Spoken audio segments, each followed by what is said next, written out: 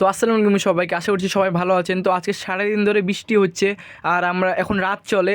তো আমরা ভাবলাম সবাই মিলে মুড়ি মাখাবো, তার জন্য আমরা এখন তো পেঁয়াজ মরিচ কেটে নিচ্ছি।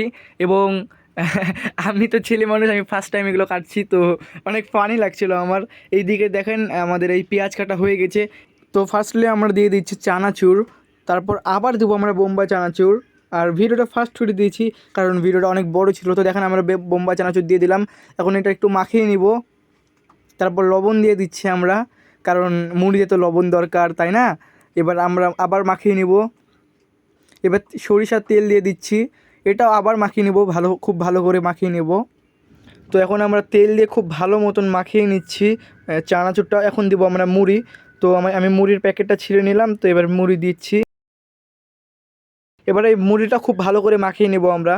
তো সবশেষে আমরা দিয়ে দিচ্ছি ম্যাগি মশলা। এই ম্যাগি মশলা দেওয়ার কারণে একটি গ্রান বাড়াচ্ছিলো, অনেক সুন্দর লাগছিল খাইতে এবং একটু স্পাইসি লাগছিল।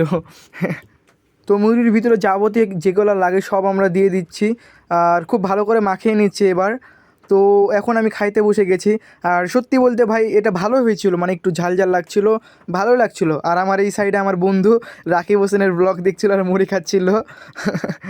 তো আজকের ভিডিওটা এই পর্যন্ত ছিল। যদি ভিডিওটা ভালো লাগে like comment share and subscribe করে দিবেন। আল্লাহ হাফেজ সবাইকে।